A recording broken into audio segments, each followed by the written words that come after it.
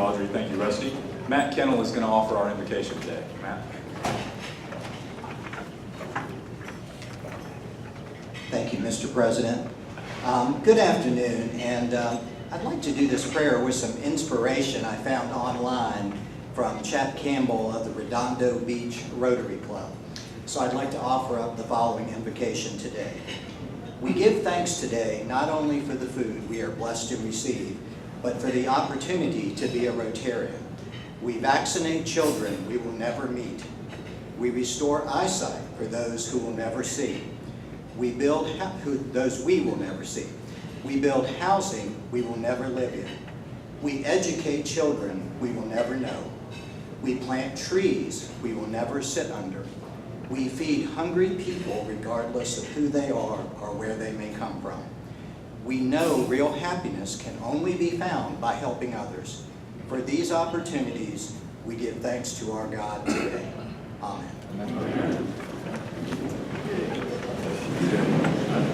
Thank you, Matt. I hope everyone is having a good week so far. It's a very busy week for all the parents out there, school starting back, and all the spouses of teachers and administrators and school staff. We know a lot's going on. Beth Irick is going to be introducing our visiting Rotarians and guests. And while she's on the way up here, I'll remind you about your cart bucket sitting on your table. I also just want to thank Beth for filling in kind of last minute. You know, when you put this meeting on every week, you always have last minute changes, and Beth has stepped up to fill in. So thank you very much. My pleasure to do this. Welcome everybody. Happy Monday. And Thank you, Margaret. okay, so we have with us today, we have Joel Collins from the Lake Murray Irmo Club, a visiting Rotarian. Good to have you, Joel. You've been with us numerous times before. Good to have you back. And those of you that are here that have a guest, if you would please stand. Margaret will bring the microphone to you and let you introduce your guest to the rest of us.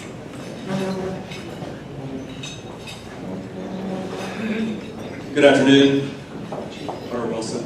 I have my guest with me is my best friend and roommate, Vera Beresowska. She hails from the great state of New York, where she went to Pitt, and now she works at DHEC, where she is a hydrogeologist.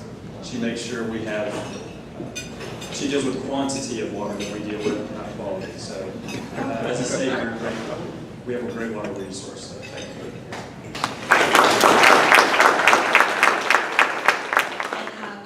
Powers, and with me today I have Kim Mitchell, and she is with Castle Brothers Heating and Cooling. She's a lead coordinator with them, so get to know this girl because she can make sure you stay cool.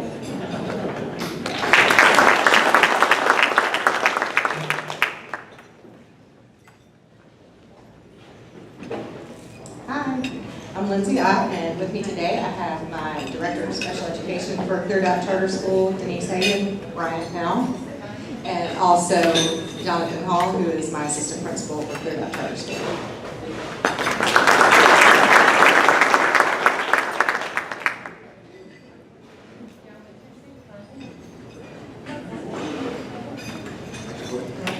I'm Leo Richardson. I have with me today a very good friend of mine, Dr. Tom Thompson, who's a retired educator, and he has a lot of friends in the audience.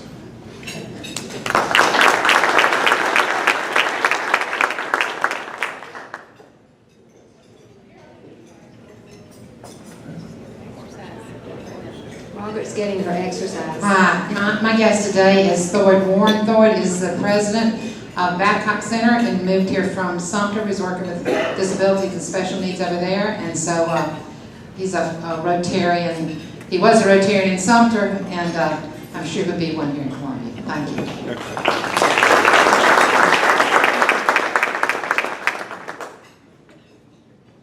I'm John Iron. My guest is John Holler. Speak into it. Hold it up. John Holler. And John is in the Republican, finished the Republican primary. What day? 28. Thank you.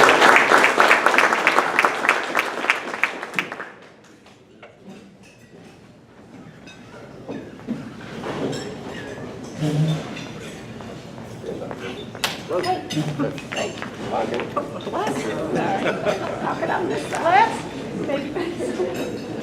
Louisa Campbell, and I'm delighted to have as my guest today Brian Brown, and he is a communications director with our speaker, Ms. Spearman.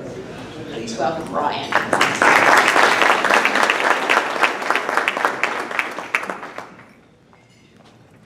Good afternoon. I'm Greg Witherspoon, and have as guests with us today the Chair and Vice Chair of the Richland 1 Board of Education, Ms. Cheryl Harris is Chair, Mr. Jamie Devine, who is Vice Chair. Do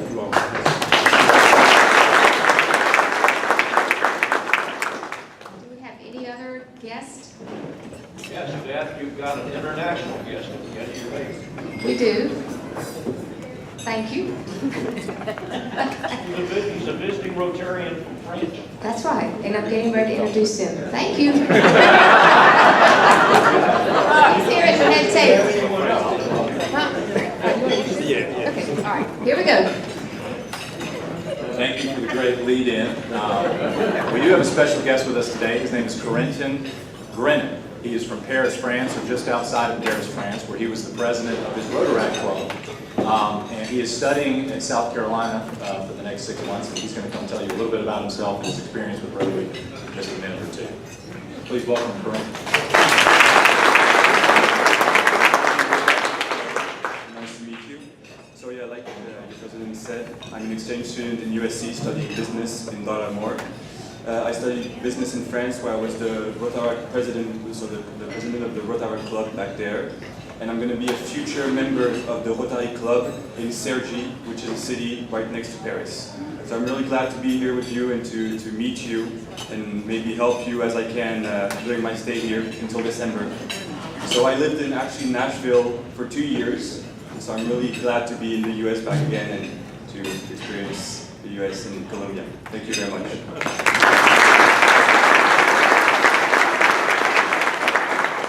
We appreciate you being here. We appreciate your involvement with Rotary, and we invite you to come to our food packing project on September 22nd or any other meetings we're having. This is a smaller version of our club banner we'd like to give to you as a gift, and thank you. Thank you so much.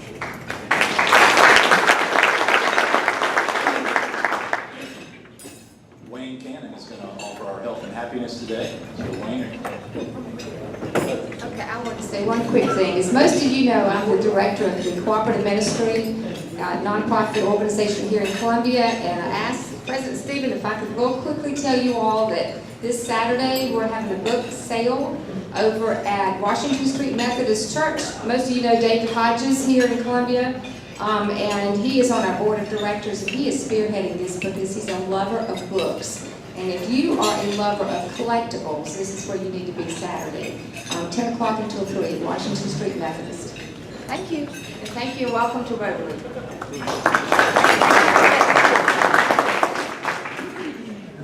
Everybody having a great day? Hey, isn't it great to be alive and be a member of the Columbia Rotary Club here in Columbia, South Carolina on this beautiful day that we got.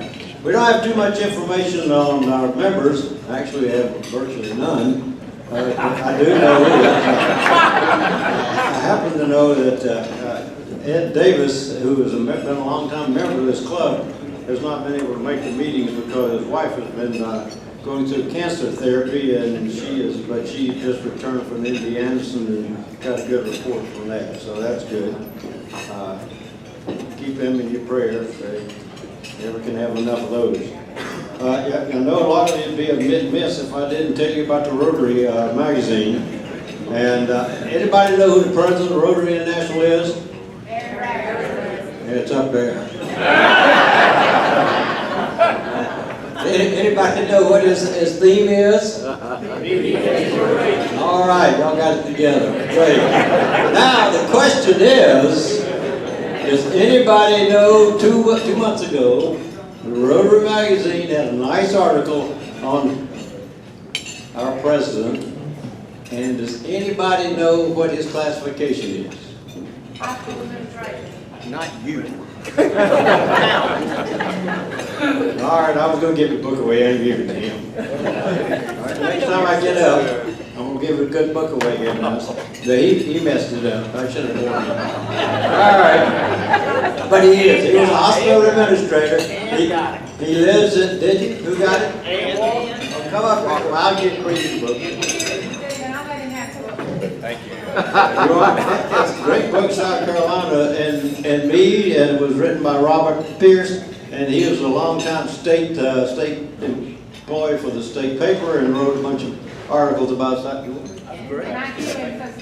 All right, don't say I never gave you that. All right, you know, I got a fascination kind of with how our counties were named in South Carolina, and I like to look it up, and it's really fascinating. If you get bored sometime, look it up on the internet. It's really easy. But Richland County, of course, it's not very exciting at all. It was named just because there's all these farms and every farmland. You know, that's not very exciting. But Lexington County was named after the Battle of Lexington and Concord. And that battle was fought on April the 9th in 1975. In 1775. It's been a lot earlier. Now we got 1675, and of course we won that battle pretty good. We beat the British, took all their guns away from them, and we had won that one. And then Kershaw County. Kershaw County is an interesting too. It was named in 1791. It was named after Joseph Leonard Kershaw. Not very many people in this room knew that. Joseph was a patriot in the Revolutionary War, and he got captured in Camden. And they shipped him off to Barbados or somewhere down there in the islands. And he ended up in at British Honduras, and then he was in Bermuda. And he got, after the war, he got exchanged for a prisoner of war and came back to Camden. But the interesting thing was, while he was down there, he negotiated with one of the big rich people down there to buy guns and ammunition and all sorts of supplies for the Revolutionary Army. Unfortunately, it got intercepted by the British on the way down there, and the British took it all, and it never made it to our troops, and he lost all that money, and he was trying to get that back, but he had a tough time when he got back, and his family over the years did pay the people back down in the country. So I thought that was interesting that he was a colonel in the Revolutionary War. Suffered quite a bit in his imprisonment. But he came back and they named the county after him, so I don't guess it's too bad. But the interesting thing also is that one of his grandsons, great-grandson, fought in the Civil War as a brigadier general, or a major general. He fought in several big battles. He fought the Battle of Bull Run.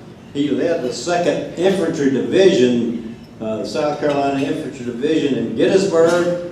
Then he was sent off to the Western Front, where he was in charge and under several other generals, had quite a successful military career. Of course, they still lost the war. Anyway, he had a successful career. Now, what I'd like to share with you real quick, we have also have a fascination with people that have made it, famous people that have made contributions to South Carolina. I'd like to share just a real quick one with you.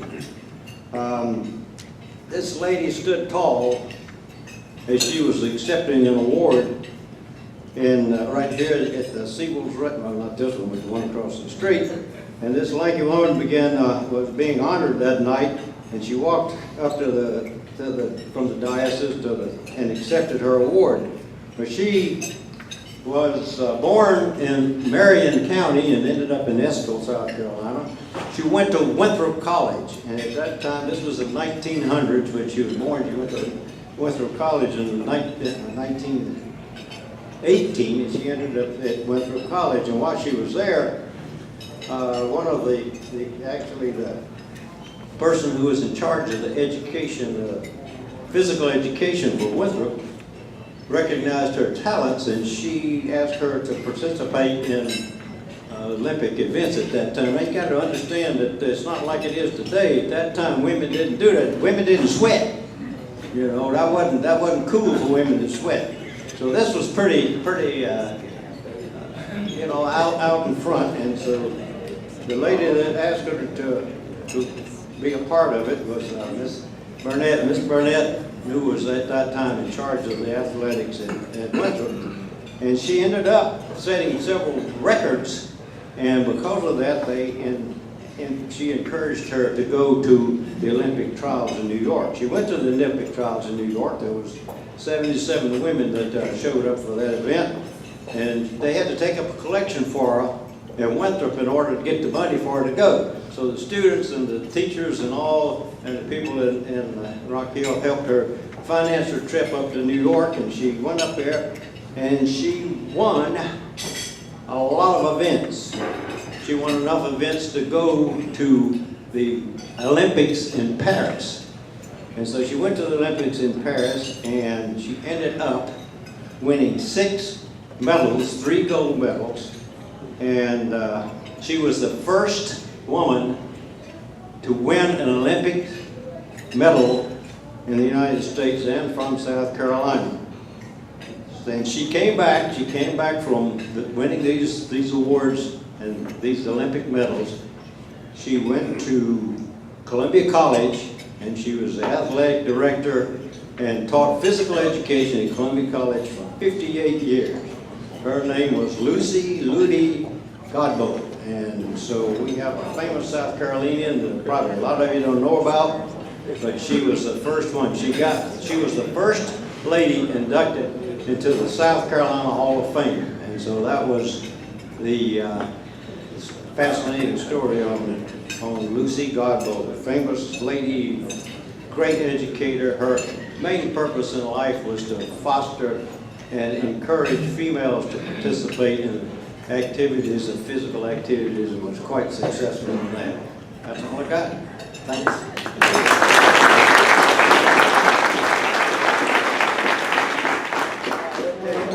J'ai habité en France pour 3 ans, à Chinon. Vous connaissez Chinon? Chinon pratique tout. Il y a Chinon, Jean d'Arc. Oui. Oui, all right. Wayne, thank you very much. Thank you for all the preparation you put into it. I appreciate that. Speaking of history, we've got our past president, Michael Kahn, here today to give you a Rotary information moment. We're going to do a few of these throughout the year. Some of it is kind of maybe a flashback to your past president's meeting or your fireside chat, but this is just important, kind of the bones of Rotary that's important for all of us to know. So welcome, Michael. Thank you.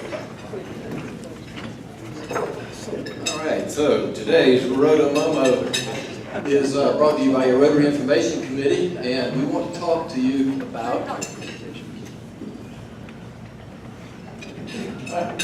wow, 5 minutes.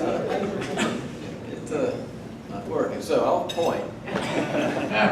We want to talk about the structure of Rotary, how we made up. And you may know a little bit about clubs, of course, and then secondly, we want to talk about Rotary International, which may be less familiar to you, and then finally, the Rotary Foundation. And I'd like to take these in reverse order if we could. Starting with the foundation, you may know of the purpose of the foundation, which is primarily world peace and understanding. So that tends to yield projects which are the 3 H's. Health, hunger, humanitarian types of projects. So you might see pictures here, for example, of water projects being established or developing enterprise amongst growing communities, and more recently, women and children.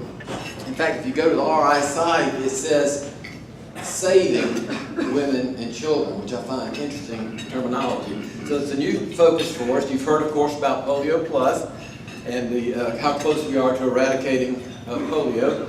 And now you're starting to see some local projects. So your money, which has been going abroad, is now coming back home. And there's an interesting process. If you want to see a program developed here, how to go about getting some of that money to establish that. And then finally, on the foundation, I wanted to mention the Paul Harris Fellowship. You may have heard the words, giving to Paul Harris. Well, you're not giving to Paul Harris, you're giving to the foundation. And in fact, the Paul Harris is simply a designation for a level of giving, $1,000 over a period of time. There's also a Paul Harris Society, where you can give $1,000 per year or list it in your will and get that designation as well. So that's a little bit about the foundation and how that's structured. Let's talk about RI. You may think of what it would be like to wrangle 1.2 million Rotarians. How do you do that? They have a president and we have a board of directors made up of 17 people. And those people come from some 34 zones around the world. In fact, the world, if you look at the map, the zones are divided primarily. There are more zones in the developed countries and the more populated countries. And so every 2 years we alternate with a fellow zone and we have a person elected to that board. And the zones then are divided into districts. There's some 39, is that what this is? 529. Okay, that many zones, that many districts. Our district is District 7770. So if you take the state and divide it through the Midlands, Columbia is sort of on the fall line between the Piedmont and the coast is where our district is. Finally, there's some 34,000 clubs around the country, around the world at this point. So that's RI in a nutshell. The clubs, I want to talk for a second about that. You're familiar with clubs because you're in one. Our club is run by a president and a board of directors. We elect those every Christmas, right before Christmas. Most of the work is done by committees, as you might suspect. Our president has really streamlined our committees to where many of them deal with the functions of the club. They're very visible sorts and active sorts of committees.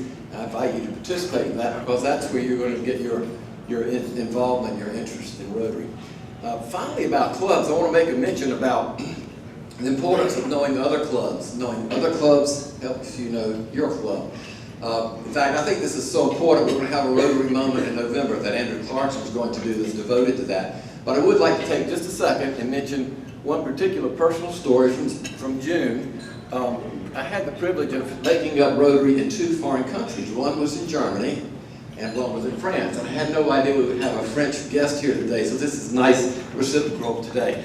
The one in Germany is so typical of the Germans. You would have loved it. The guy comes up and it's a lot of young people at the club, breakfast meeting, and it's very much like a college classroom setting, a lecture almost about a new tax law and how that was going to benefit seniors, and very kind of academically oriented, very structured, as you might suspect German society to be. Then you go to the French club, and you walk in, and they hug you, and they give you an aperitif, and you have 3 different choices of wine for lunch, about 4 courses of desserts, and the programs are about young people and reaching out and loving each other. I'm thinking, wow.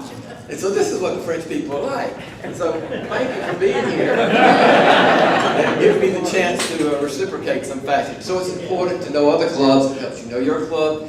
And so what we've talked about today are 3 things. These, knowing your club, a little bit more about RI, how we're divided into zones and districts, and then finally the RI Foundation. Thank you.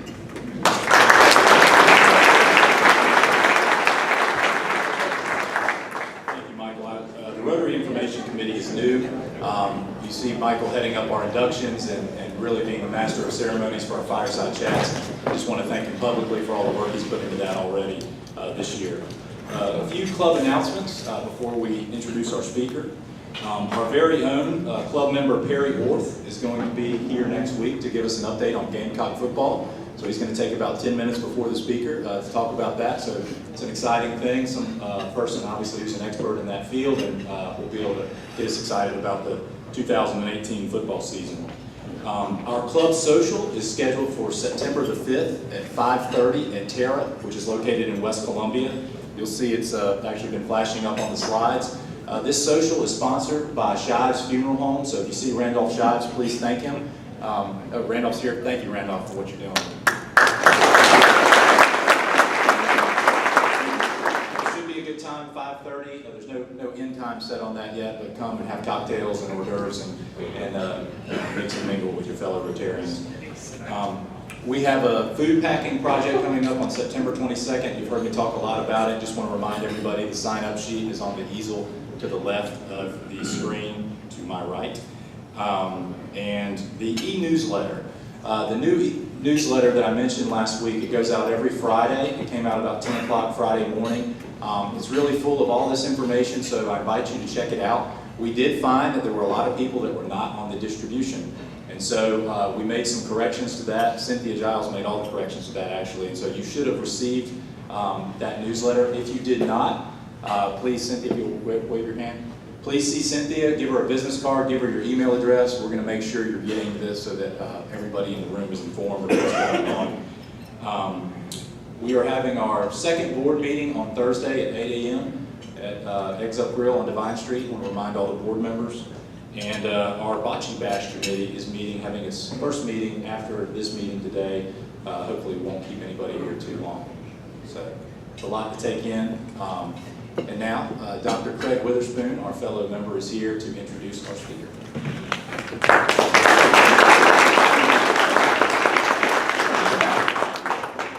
Good afternoon. Good afternoon. Very fortuitous of the program committee that we would have the state superintendent here on the first day back to school for Richland 1. Molly Mitchell Spearman was elected as the 18th South Carolina State Superintendent of Education on November 4th of 2014. Native to Saluda County, Mrs. Spearman's childhood laid the foundation for family, faith, and hard work that has transcended into her professional career as an educator and civil servant. Superintendent Spearman's career has spanned over 18 years as a public servant in terms of being a school music teacher and an assistant principal. In addition to teaching and administration, she has served 4 terms as a member of the South Carolina House of Representatives, 6 as Deputy Superintendent of South Carolina State Department of Education, and 10 years as the Executive Director of South Carolina Association of School Administrators. She started when she was 14. She holds a bachelor's degree in music education from Lander University, a master's degree in education supervision from George Washington University, and an education specialist degree from the University of South Carolina. And as you know, with all of that bio information, I've had plenty of opportunities since I've come here to certainly interact with Molly, and it has been quite a pleasure. Cares about students, cares about certainly the well-being of education in the state, and we certainly appreciate her work. So at this time, Superintendent.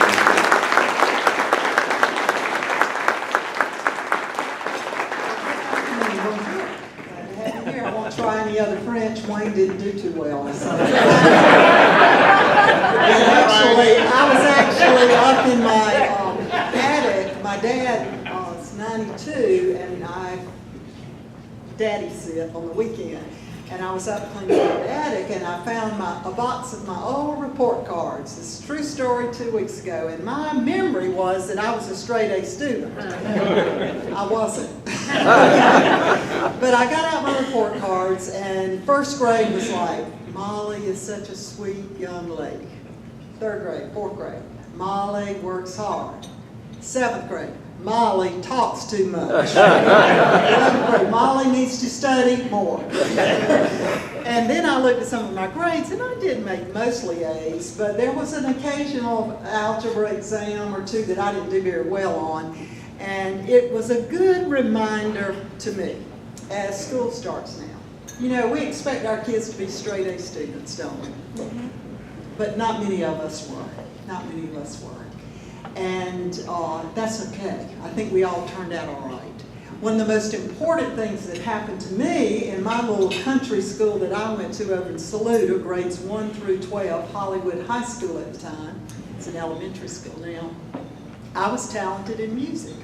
But we never had a music teacher, just had a piano teacher. I didn't know that schools around in other districts had music teachers till I got to Lander, Ann, my fellow Lander Lily over there. That the other districts had music teachers, and so I kind of missed out on that. But luckily, I was pretty well prepared because my teachers knew how to connect with students. And they watched out for me, and even though I didn't have a music teacher, they made sure that I got opportunities to use my talents and to be involved. In fact, when I was in high school, they appointed me as the director of the annual Hollywood High School Talent Show. And I got to audition all the singers and put little groups together and choreograph. And looking back on that now, I think I learned just as much, if not more, important skills for my life than that algebra exam that I didn't do so well on. And that's a good reminder, and I shared that this past week. I was all over South Carolina speaking to teacher groups as they organized back in their district convocations. And I shared with them the two things that I asked them to do. Number one, when those students arrived Monday today, be sure you connect with your students. Be sure they know that you love them and that they can feel it, and that you're getting to know your students well enough so that you can help them get organized in clubs and do special projects, because those are the kinds of things that they're going to take with them for the rest of their lives. And secondly, that you challenge them. Sometimes our expectations are too low for our students. We have standards, and we want our teachers to align their instruction to our standards. But we want our students to go beyond that. And I think too often, particularly in some areas of our state, our expectations for our students have not been high enough. So I challenged our students to help connect with their students, give them projects, give them opportunities. And what we're finding is that the students will stretch the teachers and will take them further than we ever imagined that our students could go. So we had a great week, and I'm so excited to be here on what I call the most wonderful time of the year, the beginning of school. And I would ask you just to think back. Now I'll share my age. I'm proud of it, thank the good Lord. I'll be 65 in January. And I can still remember that. Can you remember your first day of school? Can you remember that day you went to school first time? We didn't have kindergarten, so I went to first grade. Mama took me to first grade. I can remember kind of hanging on to her pants leg and the butterflies, and meeting my first grade teacher for the first time, Miss Miley at Snail Grove, and her looking out for me, because for some reason I started crying every time we had to go to the cafeteria, or the lunchroom as we called it back then. And I think it was because of the movement, and maybe the noise scared me, but she would sit me on her knee and calm me down, and finally called my mama, and then it was all over with. I did not cry anymore after that, I can promise you. But that special connection and the excitement that we have in South Carolina today is almost 760,000, 770,000 students arrive for their first day of school, and the potential that's there with our some 60,000 teachers greeting them, and now they're in classrooms as we speak right now, beginning this 180-day journey that they have as a school year. And our hope is that when they finish, that they will have more than a year's growth of intellectual growth. Having that quality teacher in the classroom is one of our greatest challenges. You've been seeing that with the issue of teacher shortages. And the two things that I know that we must continue to work on in this state, and teachers will tell you, number one, teacher support. And that means to them good discipline in the classrooms that's supported by good principals and good superintendents and good school boards, so that teachers can teach in the classroom and that the climate is right. And number two, I believe that we have to have competitive pay for our teachers. And we have fallen behind in South Carolina since 2008. Prior to that time, we prided ourselves in being above the Southeastern average. That was the goal. What's the Southeastern average? We're going to fund it above that average. We have not done that since 2008, and we must get back on track with competitive salaries.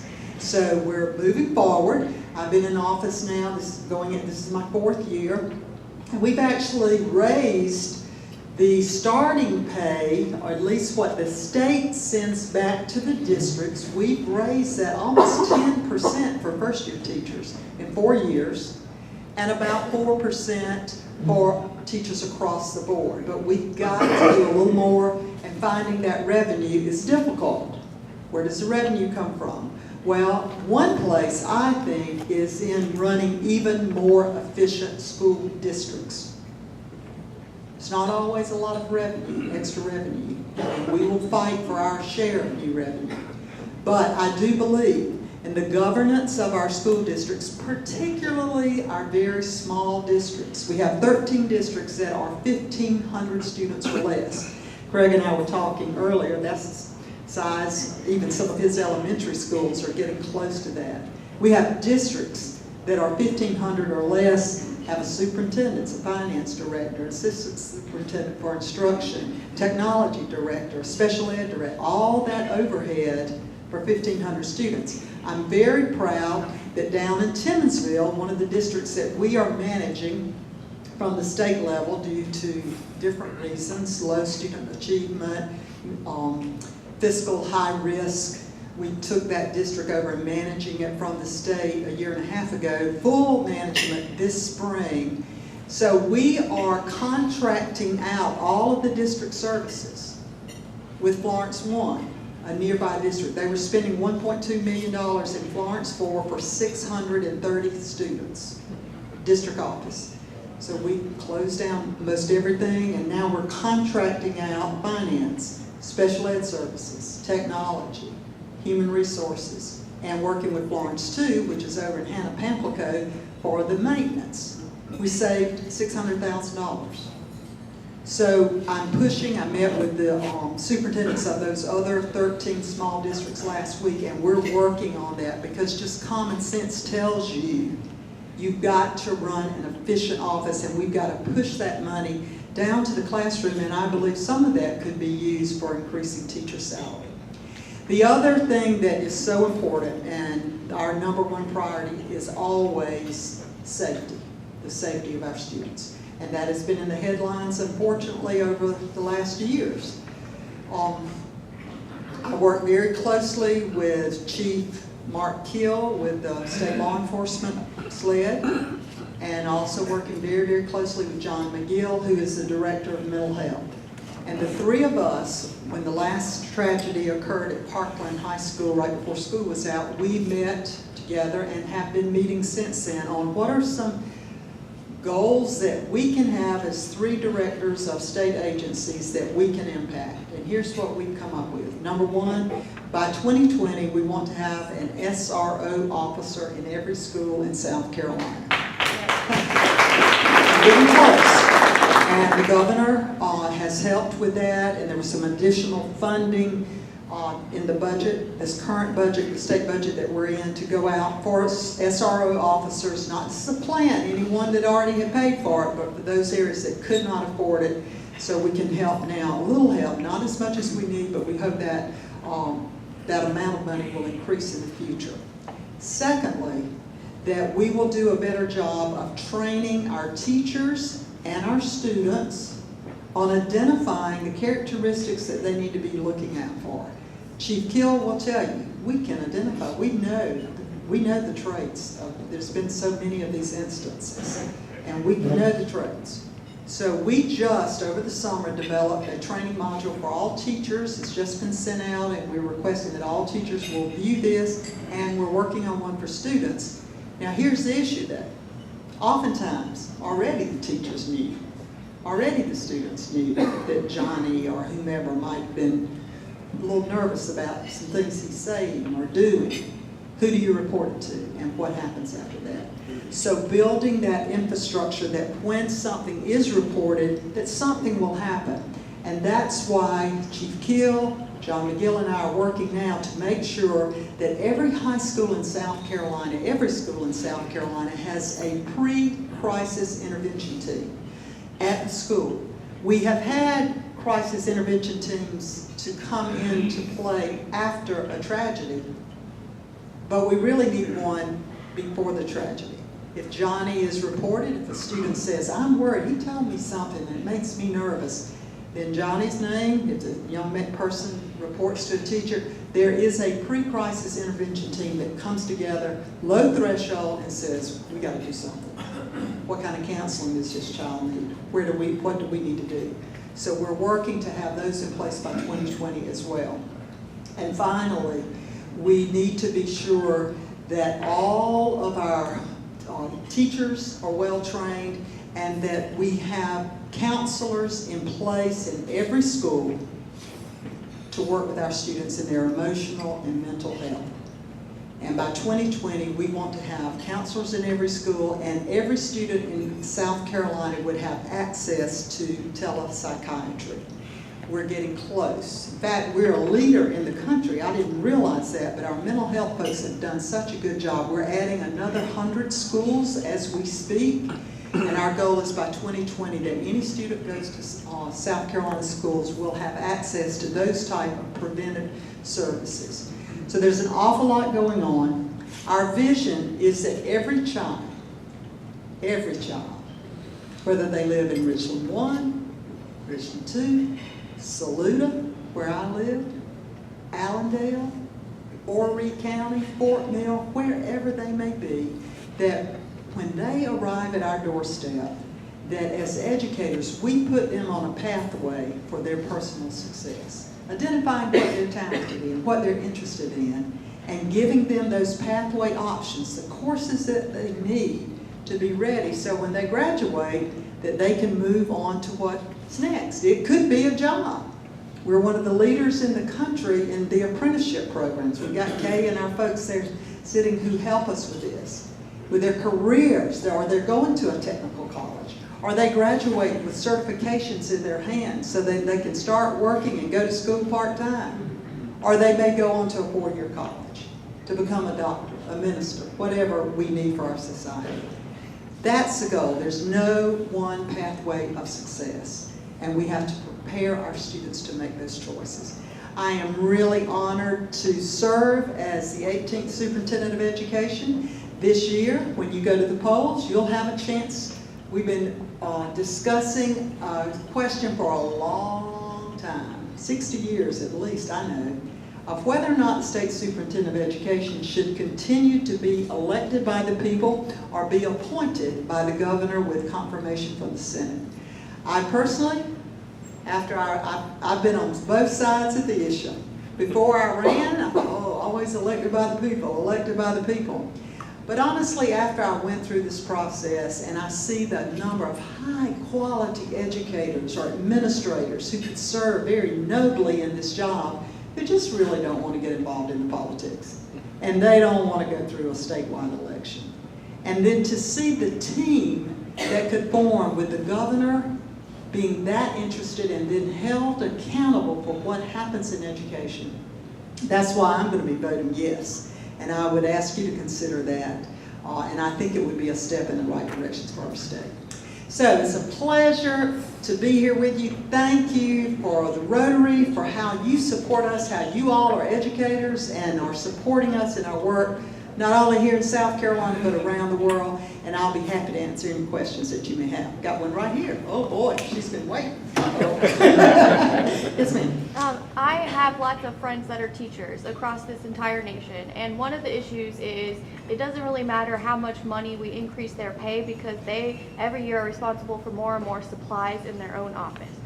What are you doing to combat that, as your average in a classroom in the state right now is about 26 students based on your numbers? We cannot expect our teachers to supply all 26 students and make what they make. So, good question. The question is, what am I doing about supporting teachers in their funding and an issue with supplies, why they're having to spend, what are we doing about helping them with those kinds of issues in their classrooms? Well, South Carolina for a long time was and continues to be a state that gives teachers an additional $275, right, Ryan? I'm looking at my right hand down here. $275 to spend on supplies. But very few states do that, and I'm proud of that. We increase that along. Most districts, I will say most districts, do a pretty good job of making sure that their teachers have additional supplies, that everything is right there. Occasionally, I'll go to a school district and hear teachers say that's not true. I think that's management from my friend Dr. Witherspoon's office, the school board in those districts, making sure that that's taken care of. The state can do that, but it really is a responsibility of the local districts too to make sure that those supplies are there and ready. Again, I think that's the kind of things that you as voters, if you're in a district and you hear teachers complaining about that, then you need to talk to your good friends on the school board and say, why is this? But honestly, most school districts that I go to occasionally, in particularly the districts that we have taken over with emergency management, that has been a problem. We've gone into these districts, and one recently where books had not been ordered even for 4 years. Horrible, horrible, shameful. It's changed, we fixed that, okay? That's management. And literally, the citizens should be held accountable. You vote on school board members who select your superintendent, and so that's really a local issue, but as far as the state, we are giving that extra funding. Yes, sir? You mentioned numbers on Allendale. You cut the budget $600,000. Like roughly 600 students there. Actually, that was in Timmonsville that I'm talking about. That's the latest district. We are managing 3 districts right now. Florence 4, which is Timmonsville, about 600, they have about 630 students now. And we're managing Allendale, which has about 1150. And we're managing Williamsburg, which is a larger district, almost 4,000 students. So those are the 3. But Timmonsville is the one I was talking about, where they had the high overhead, and we're trying a new model. $1,000 a student, that's a lot of money. Isn't it? Yes, sir. And do you think we need to eliminate some of the districts? Do you think we have too many districts? I do. I think the question is, do I think we need to consolidate some of the districts? I think there are some that we really need to move that forward. And I mentioned to you, I think where we need to start is with those that, looking at those that are 1,500 and smaller. Most of those are they're in one county. Barnwell has 3, Bamberg has 2, Bamberg is like 600, Bamberg 2 is about 650, Bamberg 1 is 1,100. You put them together and you still have less than 2,000 students. I do think it needs to be looked at. The approach I'm taking right now is that the legislature gave me the responsibility to work with these superintendents and kind of help them move along to share things. And I'm proud to say Bamberg 1 and 2, I met with those superintendents. We're doing a food service director. One person's going to do both districts now instead of having 2. We're looking at adult education. They work together on adult education. So I'm trying to get that conversation going, and I think it's going to be successful. If not, I think the ultimate goal, because those same districts I'm mentioning to you that are so small are generally losing students anywhere from 3 to 10% a year. They're not getting bigger, they're getting smaller. So we cannot kick this can down the road. Now, there are other places where the districts are larger, they're efficient, they're running well. I've got my hands full with places that not only are small, but maybe on a high-risk assessment. The students aren't performing well. We're already there working in coaches and doing all sorts of state services. Those are the places that I'm focusing on as a red flag. We got to do something. Yes, sir, in the back. Molly, the group that you have today at the schools that are considering any kind of students call into if they see a problem, yes, sir. major problem. Do you have, first of all, have you given all the students a card or something about pocket size that tells them who they can call?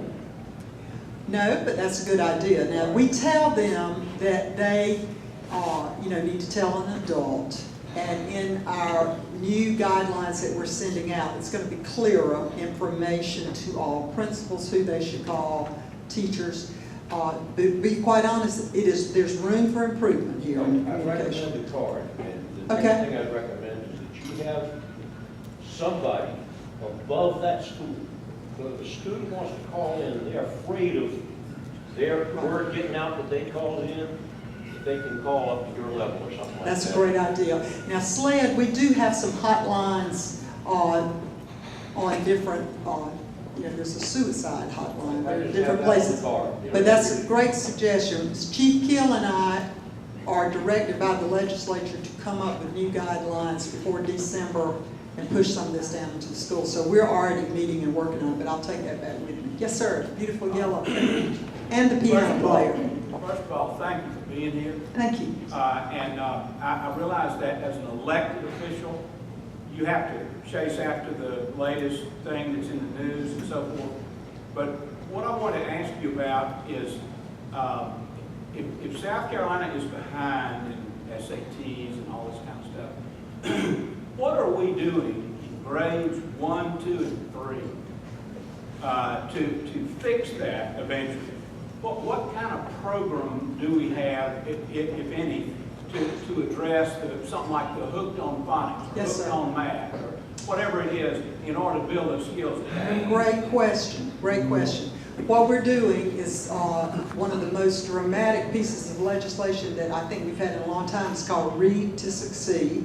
We're in the 4th year, full implementation of that this year. It called for all of our teachers, all teachers in elementary schools, whether you're the music teacher, the PE teacher, math teacher, to take additional reading preparation courses, 6 hours of credit, that should put more tools in the toolbox, because not all students can read a certain way. You have to have different strategies. I'll confess, I was a music teacher for 18 years, never took a single reading course.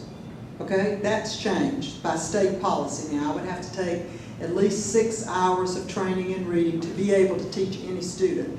The state also funds a reading coach.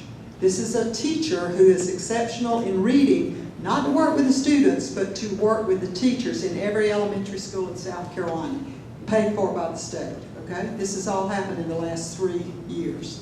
And then on top of that, we have 16 literacy coaches that are out in the regions of the state working with those teachers. So a lot happening to make sure the most important thing, that by the time the child leaves the 3rd grade, they can read on grade level.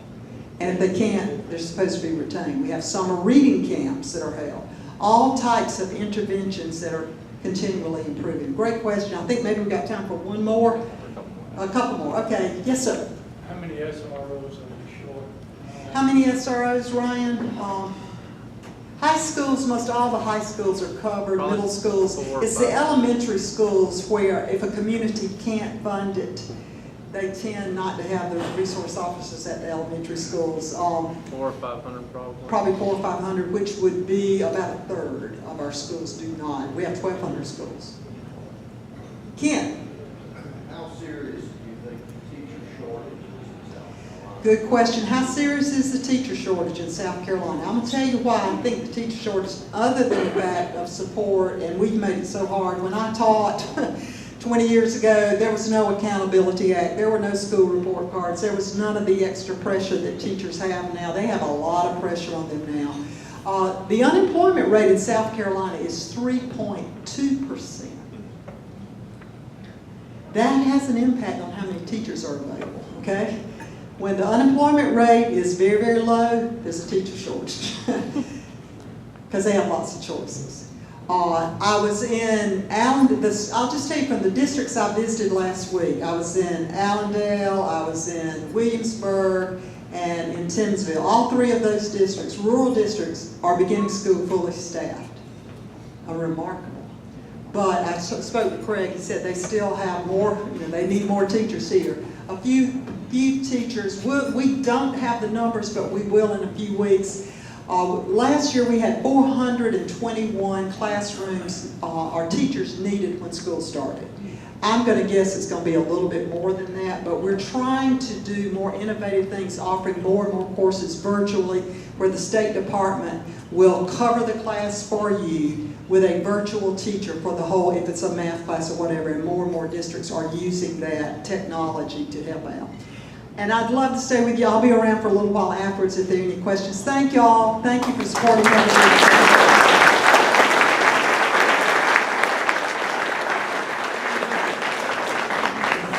Thank you, Superintendent Spearman, for giving us your time today. I know it's a very busy time of year for you.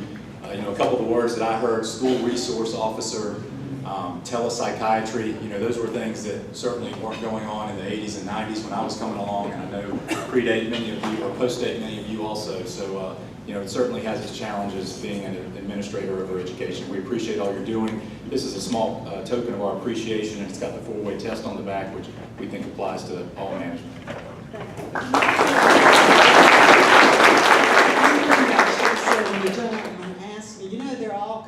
rubrics and all kind of groups that rate. Actually, South Carolina, give you a fact, actually South Carolina, if you take our 22,000 students who took the SAT because they wanted to, because they felt they were prepared, they scored above the national average, okay? When we give the test to everyone, and same thing with ACT this year, if we give the test to everyone, whether they want to go to college or not, whether they've taken the courses they should or not, we don't do as well. But we are not last in the nation. I want you to know that. In many, many areas, we score about 38th, which is with our socioeconomic status, that's pretty good. So, but we are not last, so take it with pride. Thank you.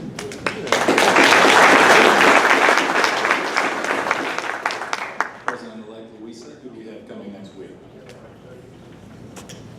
How many of you are familiar with the TEDx program?